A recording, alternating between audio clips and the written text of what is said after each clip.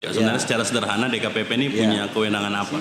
DKPP untuk menegakkan etika dan integritas penyelenggara pemilu. Masyarakat yang memiliki kapasitas dan dekat kepada masyarakat tentu ini untuk meminimalisir terjadinya money politik, hal-hal yang tidak baik dalam proses berdemokrasi. Benar. Itu yang paling penting. Semua itu ketiga unsurnya harus saling berkaitan semua. Dan punya tanggung jawab semua. Punya tanggung jawab. Oke, pasti cukup klasik jawabannya karena tidak akan mengambil sikap. Karena kita penyelenggara undang-undang, menjalankan undang-undang. Tentunya sebagai penyelenggara pemilu siapapun, karena DKPP, KPU, Bawaslu menjadi satuan fungsi penyelenggaraan, tentu akan menjalankan apa yang sudah ditetapkan dalam regulasi peraturan perundang-undangan. Apapun itu pasti akan tetap dilaksanakan.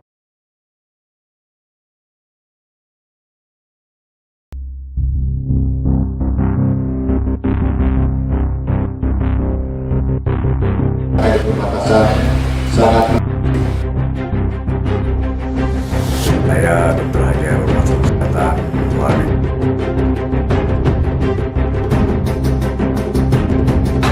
dan apresiasi yang setinggi-tingginya kepada BPS.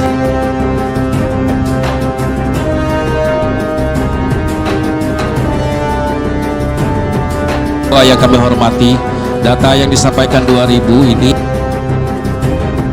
masyarakat Kabupaten Malinau kepada kami berdua.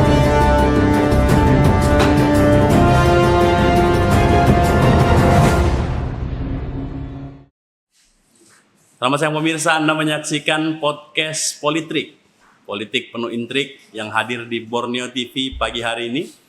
Tentu ini merupakan episode spesial karena pertama kali episode ini akan diisi langsung oleh anggota DKPP Republik Indonesia, Bapak Muhammad Tio Aliansyah, SHMH. Selamat pagi Pak Tio. Selamat pagi. Gimana kabar? Sehat?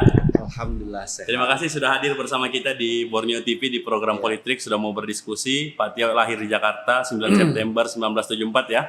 Tumbuh besar niti karir di Provinsi Lampung, Pak Tio. Juga memiliki semangat berorganisasi sejak mahasiswa di Sekolah Tinggi Ilmu Hukum Muhammadiyah Kota Bumi. Memang cukup aktif di organisasi ya Pak Tio ya, sampai hari ini bisa jadi anggota DKPP Republik Indonesia nih Pak Tio.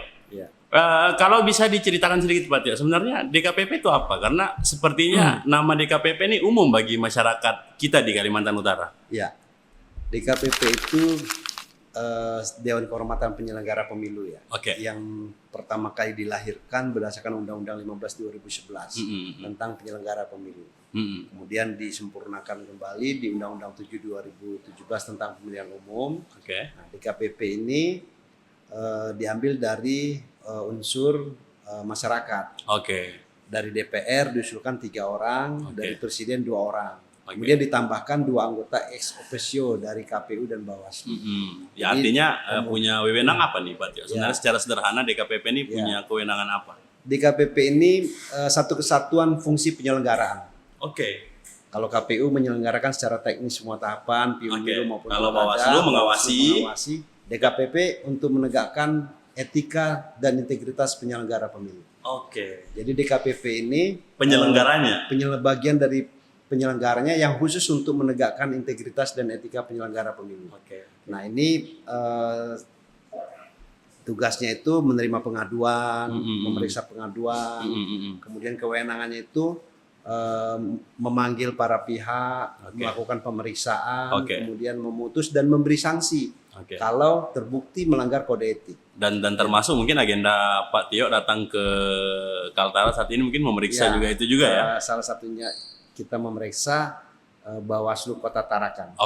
Jadi di KPP ini agak beda dengan Bawaslu. Benar. Kalau Bawaslu ini mendapatkan informasi, mendapatkan WA, SMS, mereka bisa menjadi informasi awal dan temuan. Kalau DKPP bersifat pasif. Sepanjang dia tidak ada laporan resmi yang disampaikan kepada DKPP, ya DKPP tidak bisa menindaklanjuti. Tapi artinya DKPP punya kaitan dengan sistem politik dan demokrasi bangsa ini, Pak Tio, secara sederhana kemudian. Tapi saya mau tanya, bagaimana Anda melihat kualitas demokrasi kita hari ini, Pak Tio?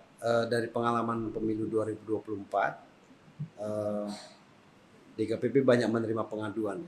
Tahun 2024 itu sekitar 700 pengaduan yang masuk. dan kita lakukan sidang pemeriksaan, dan banyak juga yang diberi sanksi sampai dengan tingkat pemberhentian. Oke. Ya, ini menunjukkan masyarakat sudah cukup kritis melihat penyelenggara pemilu dalam menjalankan tugas-tugasnya, apakah dia profesional, apakah dia menjalankan sesuai dengan undang-undang maupun peraturan lainnya, kemudian termasuk juga jajaran sekretariat. Jadi di KPP ini ada peraturan yang wajib dipatuhi oleh semua jajaran penyelenggara pemilu. Itu peraturan DKPP nomor 2 tahun 2017 tentang kode etik dan pedoman perilaku penyelenggara pemilu. Jadi dengan banyaknya pengaduan, kalau kita berpikir positif, ini artinya DKPP sudah dikenal oleh masyarakat. Dan DKPP menjadi sandaran dan menjadi harapan bagi peserta pemilu, bagi masyarakat untuk menegakkan integritas dan profesionalisme jajaran penyelenggara pemilu. Oke, artinya melihat juga dari banyaknya kasus yang dilaporkan ke DKPP. Secara sederhana, Pak Tio menganggap apakah ini bagian dari kemajuan atau bagian dari kemunduran? Kalau ada laporan kan bagi kita, laporan itu adalah bentuk partisipasi masyarakat terhadap proses demokrasi itu sendiri. Tapi di satu sudut pandang yang lain, ternyata laporan itu bisa diartikan juga ternyata ada juga penyelenggara pemilu yang kemudian bermain mata. Apakah ini menjadi sebuah kemajuan atau sebuah kemunduran nih Pak Tio? Kalau dari kacamata Pak Tio sendiri selaku anggota DKPP. Kalau saya melihatnya ini laporan ke DKPP itu kan beragam. Ya, benar. Dia tidak hanya menyangkut dengan kode etik dalam menjalankan semua tahapan, tapi perilaku penyelenggara pemilu. Oke, benar. Kalau kita melihatnya ada sedikit kemunduran terhadap penegakan etika, profesionalisme, serta perilaku penyelenggara pemilu. Kalau kita melihat dari beberapa putusan yang kita lihat dan yang sudah diputus oleh DKPP, ada pemberhentian, kemudian ada juga peringatan. Kemudian ada juga bahkan tidak hanya terkait dengan masalah etik dalam menjalankan profesionalisme, tapi perilaku. Perilaku ini misalnya ada yang menggunakan narkoba, main judi, betul. Kemudian asusila, pelecehan seksual, itu banyak juga. Betul. Menerima suap dan gratifikasi. Karena itu pun ada juga. Saya pikir beberapa pekan belakangan. Tahun lalu kalau tidak salah sempat ada viral anggota Bawaslu tertangkap tangan OTT menerima suap. Dan ini kan menjadi gambaran sebenarnya mereka yang punya gawean, mereka yang punya tanggung jawab untuk menyelenggarakan pemilu justru menerima dana daripada si peserta pemilu. Dan ini sepertinya dikatakan kemunduran, ya kemunduran. Tapi idealnya menurut Pak Tio dalam sebuah proses demokrasi di bangsa ini, bagaimana idealnya seorang penyelenggara, seorang peserta, bahkan partisipasi masyarakat dalam proses demokrasi itu? Seperti apa idealnya sebenarnya? Kalau dari sisi penyelenggaraan, saya lebih melihat proses dan tata cara rekrutmen. Itu dulu yang paling utama. Pertama, proses rekrutmen ini kalau dulu itu kan dilakukan oleh secara berjenjang. KPU Provinsi direkrut oleh KPU RI, Bawaslu Provinsi direkrut oleh Bawaslu RI. Kalau sekarang KPU Kabupaten direkrut oleh KPU RI. Nah itu menurut saya sudah banyak tugas bagi KPU RI dalam menyelenggarakan tahapan ini. Serahkan aja sih kembali kepada KPU Provinsi. Atau dijadikan badan ad hoc sekalian? Kalau itu tidak ya. Tidak, itu bukan merupakan solusi ya. Bukan solusi karena kita mengacu ke Undang-Undang Dasar. Oke. Berarti tetap berjenjang seperti sebelumnya. Tahun 2014 itu seleksi di kabupaten kota itu diselenggarakan oleh provinsi. Karena apa? Kedekatannya itu kan lebih dekat ya. Jadi untuk mengenal rekam jejak bagi calon penyelenggara pemilu itu provinsi lebih mengenal. Benar. Jadi tidak hanya melihat faktor X ya, tapi memang rekam jejaknya itu sudah dipahami oleh penyelenggara pemilu di provinsi terhadap KPU Kabupaten Kota maupun Bawaslu Kabupaten Kota. Saya pikir itu dulu yang paling utama. Yang paling utama penyelenggara dulu. Kita ke peserta. Yang kedua belum selesai. Yang kedua proses rekrutmen ini bagaimana caranya untuk supaya dilakukan secara serentak. Oh, oke. Supaya apa? KPU RI, KPU provinsi dalam menjalankan tahapan pemilu maupun pilkada tidak disibukkan dengan hal-hal yang mestinya selesai sebelum penyelenggaraan pemilu maupun pilkada. Jadi kan ada tahapan pemilu, ada tahapan pilkada, tapi disibukkan dengan proses seleksi anggota penyelenggara pemilu komisioner kabupaten ya. dan kabupaten kota. Ini kan mengganggu. Dan seperti itu terjadi belakangan ya. Oh iya, di beberapa daerah seperti itu terjadi. Ya. Di beberapa tempat itu banyak sekali. Bahkan H-7 penyelenggaraan pilkada itu ada proses pergantian. Seleksi. Oke, pergantian. Kemudian pada tingkat pasca penyelenggaraan pemilu maupun pilkada ada proses pergantian. Dan yang lebih memprihatinkan, pengganti pasca hari pencoblosan itu menghadapi sidang di Mahkamah Konstitusi yang tidak mengetahui yang harusnya mereka tidak tahu prosesnya. Prosesnya tidak tahu. Nah, itu juga terjadi di DKPP. Di DKPP terjadi juga seperti itu. Artinya banyak yang dilaporkan penyelenggara pemilu itu yang pada tahapan penyelenggaraan pencalonan itu bukan dia yang melakukan. Iya betul. Tapi yang dilakukan itu penyelenggara pemilu pada periode sebelumnya gitu. Nah, ini kan akhirnya tidak mengetahui. Saya tiba-tiba tidak tahu, tiba-tiba disuruh menghadap ke sidang, apalagi MK, Pak ya. MK, nah itu banyak hal seperti itu. Banyak hal. Dua hal itu menurut saya yang perlu diperbaiki dulu dalam melakukan penataan proses rekrutmen penyelenggara pemilu di level provinsi maupun di kabupaten kota. Baik itu di KPU maupun di Bawaslu. Oke. Tadi pertanyaan saya cukup lengkap, Pak. Dari sisi penyelenggara sudah selesai. Artinya sistem rekrutmen penyelenggara harus serentak. Harus sewarna. Yang kedua kemudian kembalikan ke format lama. Anggota Bawaslu, baik Bawaslu maupun KPU dipilih oleh di tiap kabupaten dipilih oleh anggota Bawaslu provinsi. Kemudian keselarasan disamakan ini tahun rekrutmennya supaya tidak terjadi seperti yang Pak Tio. Dari segi peserta pemilunya sendiri, Pak Tio, bagaimana kemudian dia bisa terus mendorong kualitas demokrasi yang baik dan sehat itu? Peserta pemilu itu kan partai politik. Kemudian ada calon perseorangan, ada calon presiden dan wakil presiden. Semua kembali ke penyelenggara pemilu. Karena untuk menjadi peserta pemilu itu yang melakukan proses administrasi, proses verifikasi faktual itu adalah penyelenggara pemilu. Verifikasi partai politik untuk menjadi peserta pemilu itu kan dilakukan oleh KPU, kabupaten, KPU provinsi, yang mengawasi Bawaslu kabupaten dan Bawaslu provinsi. Nah, kalau proses verifikasi, proses penerimaan administrasinya itu baik dan dilakukan secara paripurna oleh penyelenggara pemilu di level kabupaten provinsi, pasti partai politik juga akan menjadi lebih baik. Masyarakat untuk menjadi peserta pemilu. Dan akhirnya kita sampai ke titik masyarakat sebagai objek demokrasi itu sendiri. Nah, untuk menentukan siapa yang akan menjadi bakal calon legislatifnya, tentunya karena proses untuk menjadi peserta pemilu, partai politik menjadi peserta pemilu dilalui dengan begitu ketat, dilalui dengan begitu tertib dan detil serta teliti, tentunya partai politik akan mencari caleg-caleg yang berkualitas. Mencari orang-orang yang memiliki kapasitas untuk menjadi caleg. Ini kan semua berkesinambungan. Jadi ada 3 hal dalam pemilu ini menurut saya. Ada peserta pemilu, ada penyelenggara pemilu, dan satunya ada masyarakat. Sebagai objek. Yang sebagai objek yang terdaftar sebagai pemilu.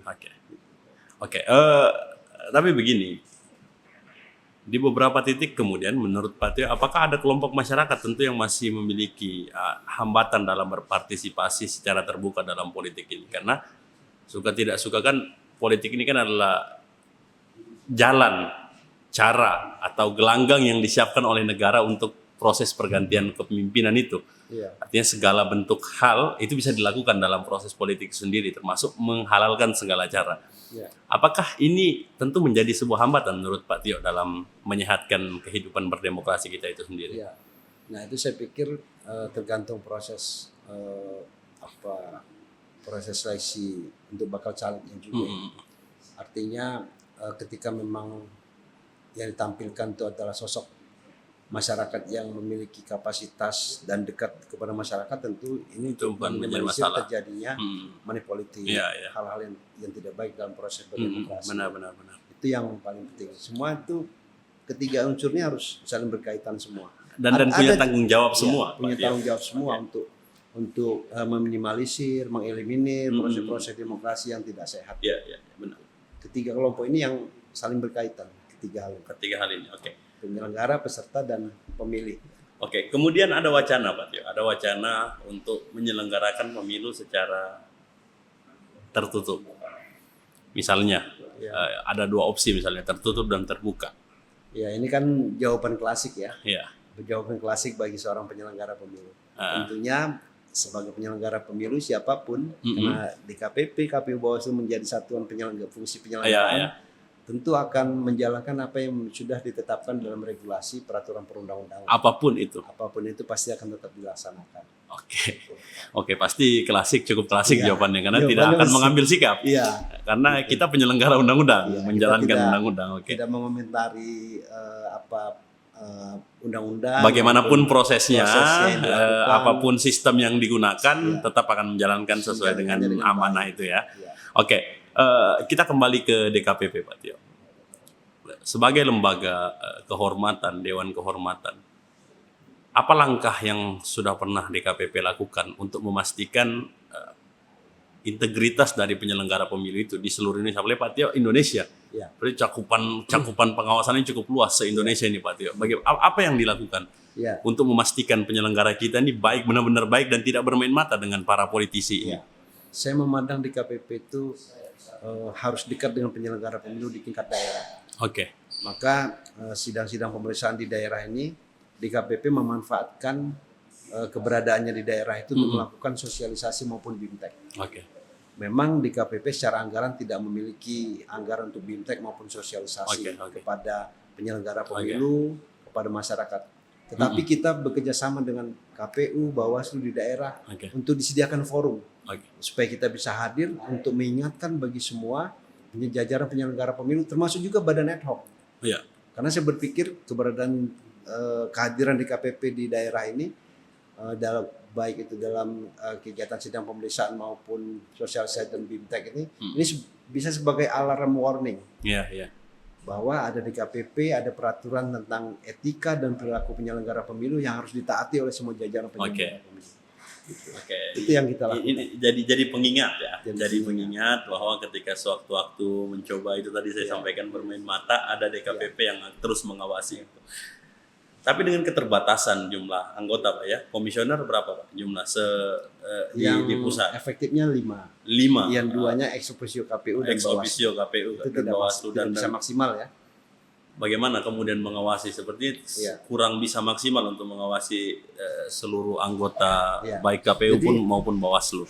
Jadi seperti di awal tadi, DKPP ini bukan mengawasi ya, karena sifatnya pasif. Iya. Menerima pengaduan, melakukan pemeriksaan verifikasi, kemudian melakukan sidang pemeriksaan dan memberi sanksi bagi mereka yang terbukti melanggar etika dan perilaku penyelenggara pemilu.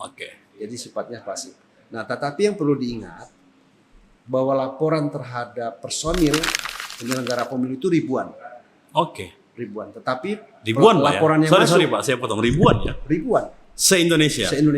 Tetapi laporan yang masuk, pengaduan yang masuk itu sekitar 700-an tahun 2024. Untuk di pilkada ini hampir 200. Dalam satu laporan itu kan ada yang 20 orang, ada yang 10 orang, ada yang 5 orang, sehingga hitungannya itu ribuan. Karena satu pengaduan itu bisa lebih dari 3 ataupun 5 orang. Nah, dari semua pengaduan yang masuk itu tidak semuanya kita lakukan pemeriksaan. Iya, benar. Jadi ada kurang lebih 700-an yang ada masuk. proses verifikasi lah. Di bawah 50% itu yang kita lakukan pemeriksaan. Pemeriksaan. Karena sisanya itu tidak memenuhi syarat, gugur, kemudian tidak dilengkapi ketika dia belum memenuhi syarat.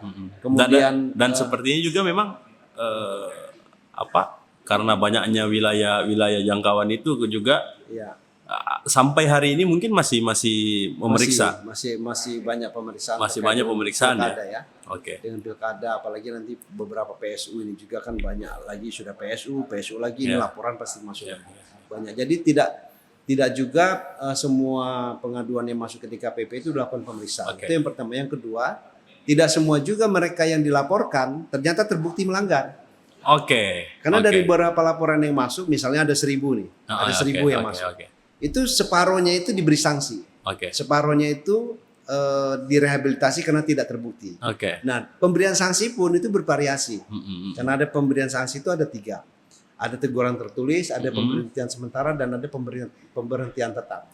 Nah, dari semuanya itu lebih banyak yang mendapatkan sanksi itu teguran tertulis. Yang pemberhentian itu yang sudah parah ya, money politik, perubahan suara, kemudian penggelembungan suara, kemudian asusila, dan itu yang sudah termasuk juga dalam proses seleksi tadi. Banyak juga yang dilaporkan ke DKPP dan terbukti ternyata tidak memenuhi syarat untuk menjadi penyelenggara pemilu. Baik itu KPU kabupaten. Akhirnya dibatalkan, Pak. Kalau terjadi kasus seperti itu. Diberhentikan. Kita ya? berhentikan. Ada beberapa Bukan, berarti yang diberhentikan. Berarti DKPP ini punya fungsi memberhentikan juga, Pak? Memberhentikan. Jadi dalam sistem penyelenggaraan pemilu ini yang bisa memberhentikan penyelenggara pemilu itu DKPP. Kecuali hal yang luar biasa. Misalnya mengundurkan diri, meninggal dunia, benar. atau berstatus sebagai terpidana sebagai terdakwa itu diberhentikan oleh KPU maupun Bawaslu secara sementara. Tapi Pak Tio begini, Pak Tio melihat seberapa penting peran lembaga penegakan hukum dalam menjaga kualitas kita tadi. Karena kan selain misalnya KPU, Bawaslu kan ada Gakumdu misalnya di tiap kabupaten kota. Sebenarnya seberapa penting, seberapa vital sebenarnya keberadaan penegakan hukum ini untuk menjaga kualitas itu, Pak? Sebetulnya ini yang sangat penting ya. Keberadaan Gakumdu itu sangat penting. Hanya memang ke depan aturan maupun undang-undang yang mengatur tentang keberadaan Gakumdu itu disempurnakan lagi. Karena dari beberapa yang masuk ke DKPP laporan terkait dengan tidak ditindaklanjutinya, laporan money politik, TSM yang dilakukan oleh pasangan calon kepala daerah ataupun caleg, itu berhentinya di Gakumdu. Memang ada beberapa yang memang tidak memenuhi syarat ya, tapi ada banyak juga yang tidak ditindaklanjuti karena penafsiran terhadap aturannya berbeda-beda. Maka penting itu untuk disempurnakan.